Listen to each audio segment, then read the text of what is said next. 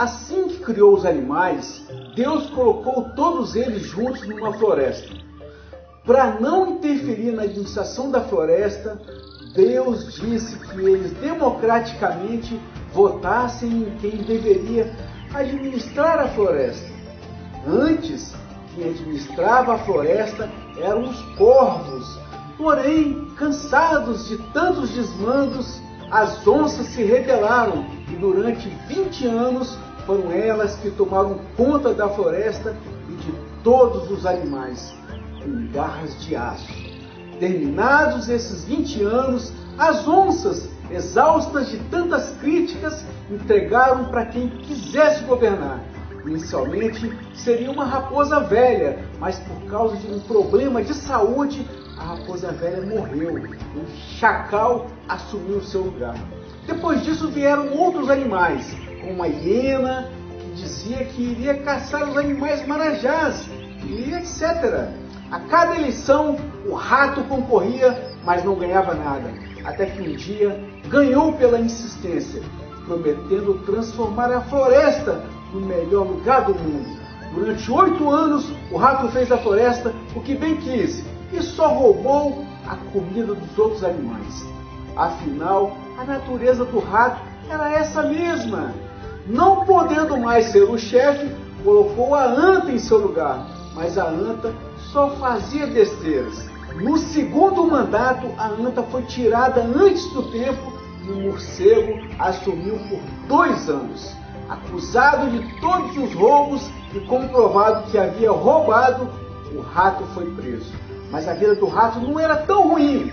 Vez ou outra, recebia a visita da galinha, que tinha um cérebro pequeno e só servia mesmo para o abate.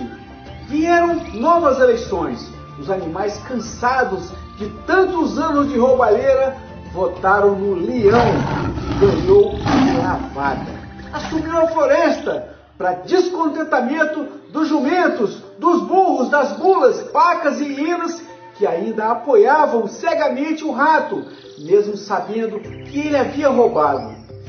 É que o rato, durante a sua gestão, dava caroços para esses animais, enquanto os frutos mesmo iam para os seus amiguinhos ratos também. O leão começou a mudar a floresta. A comida já não desaparecia. Muitas modificações foram feitas e a floresta avançava. Mas isso causou descontentamento nos outros ratos, que então armaram uma armadilha contra o leão. Pediram a 9 abutres que dessem um jeito de inocentar o rato, e assim eles fizeram. O rato saiu da gaiola, se dizendo o animal mais santo da floresta. Os jumentos, os burros, as mulas, as pacas e os veados fizeram uma grande festa. Enquanto o leão governava, os abutres faziam de tudo para atrapalhá-lo. Interferiam em cada decisão, mas para isso usavam um veado que a toda hora entrava com algum pedido absurdo. O leão não queria ferir as leis da floresta, mas algumas decisões foram tomadas para impedir o avanço dos ratos. E o leão consultou as onças, os patos e os pássaros sobre a possibilidade de intervir. Mas infelizmente as onças já não eram mais as mesmas de antes. Haviam se transformado em gatinhos medrosos. Os patos até que tentaram, mas sozinhos não poderiam fazer nada. Já os pássaros, que lástima! Não havia entre eles um líder que tivesse a coragem de uma águia, e não passavam de pombos, daqueles que cagam em tudo, não cantam e só enchem o saco. O líder das aves era um avestruz que enterrou a cabeça no buraco no chão. Deixaram o leão sozinho. Enquanto isso, os canários, cantores e os pavões, acostumados à vida fácil e a receberem os alimentos de graça, faziam propaganda contra o leão, ajudados pelos papagaios. Novas eleições vieram, os abutres deram um jeitinho de manipular o resultado e o rato foi eleito o rei da floresta novamente. E ai de quem falasse alguma coisa, um dos abutres mandava prender na mesma hora. Instalou-se uma ditadura na floresta. para a tristeza e indignação da maioria da fauna. Com exceção dos burros, das antas, das mulas, dos ratos, papagaios, corvos, serpentes, abutres e pacas.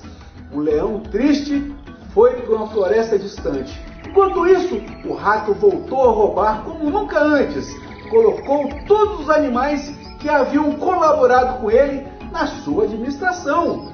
E esses eram os que mais faziam besteiras. Por exemplo, para tomar conta da justiça, colocou um porco acostumado com os ambientes mais lameados. Na cultura, colocou a gralha e na economia, colocou um jumento. Assim, a floresta começou a desandar. Os animais, aos poucos, foram padecendo de tristeza, enquanto a floresta era devastada pelo que havia de pior na fauna. Mas Deus, olhando com tristeza tudo isso, falou: um dia, leão, você haverá de voltar, e mais forte, você vai rugir mais forte, a floresta vai reagir, e cada um dos animais que ajudou a destruir a minha criação vai pagar caro por isso. Inclusive os que te traíram ou se acovardaram. Que a minha justiça seja feita e não a dos abutres. E todos os animais se animaram, porque Deus é Deus.